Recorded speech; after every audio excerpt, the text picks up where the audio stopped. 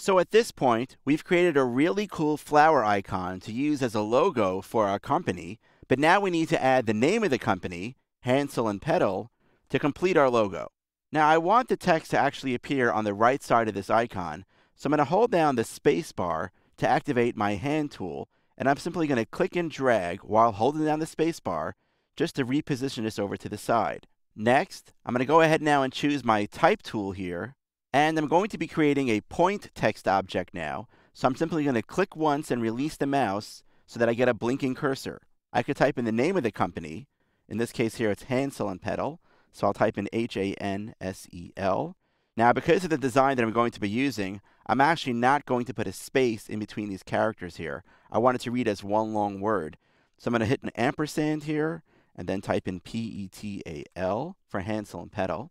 And now I want to style this text, so I'm going to switch now for a moment here to my selection tool, and then right here from the control panel, I'm going to switch the font, and I'll maybe use something like, maybe Chaparral Pro is a nice typeface to use.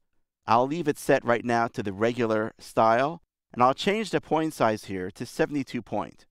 It's pretty big and it kind of runs off the screen now, but don't worry about that for now. I can actually press Command minus or Control minus to zoom out just a little bit so I could see more of this and kind of reposition this on my screen. But I'd like to make some adjustments to how the text actually appears. You'll notice that the spaces between each of the characters are not necessarily even or the same. Many times when creating a logo, a designer needs to go in and adjust the kerning, or the amount of space that appears between each of the characters, to get a better look. I want to get a head start here with a setting that appears inside of the character panel inside of Illustrator. A quick way to access the character panel is to simply click on the word character right here inside of the control panel. The kerning is actually controlled by this setting right here where it says AV, and I'm going to click on this little pop-up here and choose optical. This is basically an automatic setting where Illustrator will go in and automatically distribute all the spaces between the characters so that they're somewhat similar from an optical perspective.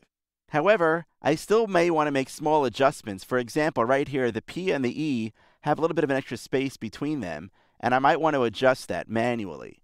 So to do that, I'm going to switch now back to my type tool, and I'm going to click so that my cursor now appears blinking right in between the letters P and E.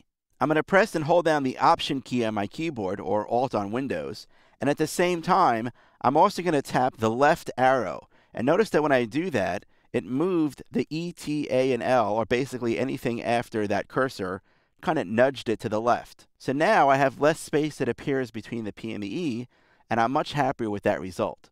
Even though I wanted the Hansel and Petal to kind of read as one whole word, I do want to add just a little bit more space around the ampersand. Now, I didn't want full spaces, but what I could do is use kerning to just add a little bit extra space here. So I'm going to move my cursor right here between these two characters, hold down my Option key, but now hit the right arrow once, or maybe even twice. Then I'll move my cursor right about over here, click, and then Option right arrow about once right there. And now I have the extra space that I need on either side of that ampersand. Getting the kerning right is really important when setting text for logos. The main reason why is because you want logos to be easily recognizable and readable. So you want to make sure that just at a quick glance you can easily read and understand what that word is.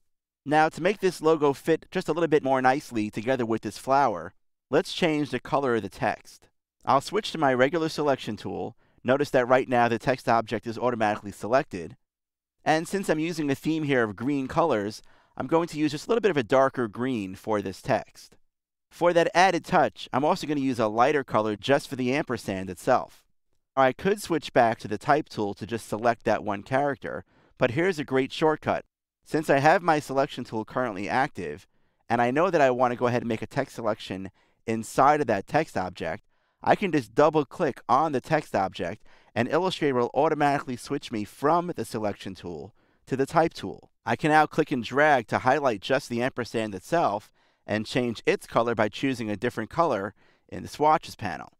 So at this point, I could switch back now to the regular selection tool, deselect this, and I'll zoom out just a little bit here and reposition my artboard a little bit so that I can assemble and position the final logo.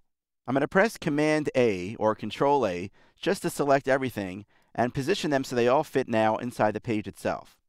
I'll click on a blank area to deselect, And we haven't learned about groups yet, but since I want to make it easy to go ahead now and select these different elements at any one time, I'm going to click and drag to marquee select all the elements now inside of the flower itself. And I'm going to go to the Object menu, and I'm going to choose Group. This now gets treated as if it were one object whenever I select it, which makes it easier to move it around. Since the text is really one text object, it kind of acts as a group anyway. And I'm simply going to reposition this text now, just about right over here, where I want it to fall, right about where the flower is. I'll then press Command A to select all the elements right here, basically the group and the text object. And I want to group these two together as well. I'm going to press Command G or Control G to basically create a group using the keyboard shortcut instead of the menu command. And now I've completed my logo. I now have a single group that is made of a beautiful flower and some text. Remember, to create that flower, we started off by just creating some simple circles. We used the Shape Builder tool to both simultaneously color and combine those elements together in the way that we wanted to, and then we simply added some text, put it into position, and we are left with a beautiful logo that we can now use for artwork. We're almost done here. We just want to go ahead now and save this logo so that we can easily use it. To do so, let's go to the File menu here. Let's choose Save. I'm going to choose to place this on my desktop over here. And I'm going to make sure that where it says Format, I have my file saved as the Adobe Illustrator or native file format. I'm going to give it a name. I'm going to call it Hansel Petal Logo. And I'm going to click on the Save button, which brings up the Illustrator Options dialog box. We're going to go through these options later on in our title, but for now, I just want to make sure that I'm saving this as a native Illustrator CS5 version, which it says right here, and I'm going to click OK using the default settings. At this point, my logo is ready to be used just about anywhere. I could take this logo and now place it into InDesign, into a layout. I could bring it into Photoshop. I could send it to Flash if I want to use it for a web design. And I can even bring it into Premiere Pro or After Effects if I'm working on a video project. In fact, this is one of the main reasons why many people choose to create their logos here inside of Illustrator, because once you create it here, you can use that logo virtually anywhere else.